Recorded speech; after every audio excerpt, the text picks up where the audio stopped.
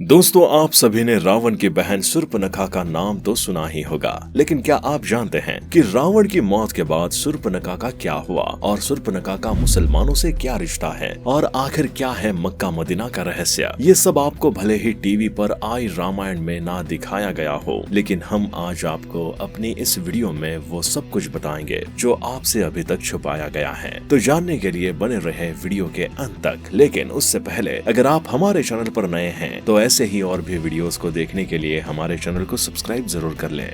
दोस्तों, रामायण की कहानी तो आप पहले से जानते ही होंगे कि कैसे शूर्पणखा ने राम जी को उससे विवाह करने के लिए कहा और राम जी के मना करने पर वो माता सीता को उल्टा सीधा बोलने लगी और सीता मैया को मारने की धमकी देने लगी। लेकिन तभी लक्ष्मण जी बीच में आ गए और उन्होंने शूर्पणखा की नाक को अपने एक ही वार में काट दिया। और जिसके बाद शूर्पणखा ने ये बात अपने भाई को बताई और फिर रावण ने माता सीता का हरण कर लिया और राम जी ने सीता जी को वापस लाने के लिए रावण से युद्ध किया और रावण को मारकर उसके भाई विभीषण को लंका की गद्दी सौंप दी। ये सब तो आपको रामायण में भी देखने को मिला था, लेकिन आपके मन में भी आया होगा कि आखिर फिर शूर्पणखा का क्या हुआ था, क्योंकि उसने तो युद्ध में भाग लिया नहीं था। दोस्तों, इसकी जानकारी भले रामायण से ना मिलती हो, लेकिन बहुत से इतिहासकारों का मानना है कि शूर्पणखा हमेशा से ही खुद को दुनिया में सबसे खूबसूरत समझती थी और जब लक्ष्मण जी ने उसकी नाक काट दी तो उसे अपने चेहरे से ही नफरत हो गई।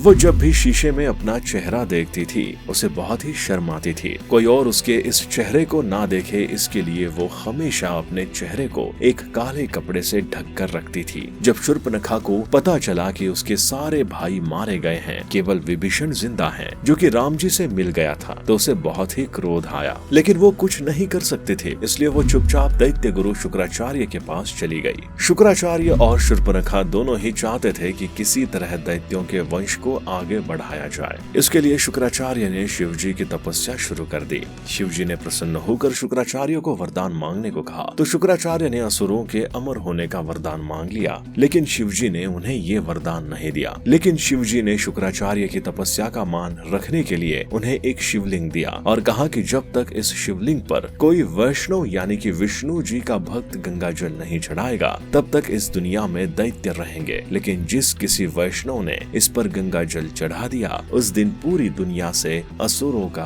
अंत हो जाएगा। शुक्राचार्य ने इस शिवलिंग को वैष्णव यानी कि हिंदुओं से दूर ले जाकर एक रेगिस्तान में स्थापित कर दिया ताकि कोई हिंदू इस तक ना पहुँचे, क्योंकि लगभग सभी हिंदू विष्णु जी के भक्त जरूर होते हैं। आपको जानकर हैरानी होगी, लेकिन जिस जगह वो शिवलिंग स्थापित किया गया उसे आज के समय में मक्का मदीना के नाम से जाना जाता है। शुरुआत में इसे मंकेश्वर महादेव के मंदिर के तौर पर जाना जाता था। शुक्राचार्य ने इस शिवलिंग की जिम्मेदारी शूर्पणखा को दे दी। शूर्पणखा वही रहने लगी और अपने वंश को आगे बढ़ाने के लिए उसने बहुत से बच्चों को जन्म दिया। शूर्पणखा के बच्चों में जो भी लड़कियां पैदा होती थी वो सभी शूर्पणखा की ही तरह अपने मुंह को काले कपड़े से ढकने लगी और धीरे धीरे ये उनमें रिवाज बन गया। और वो महिलाएं आज भी हमारे बीच हैं जिन्हें हम मुस्लिम कहते हैं। जी हाँ दोस्तों, शूर्पणखा ने वही रहकर नए नए रीति रिवाज भी शुरू करे जिन्हें आज के समय में मुसलमानों द्वारा फॉलो किया जाता है। शुक्राचार्य ने गंगा जल वाली बात शूर्पणखा को भी बताई थी, इसलिए शूर्पणखा ने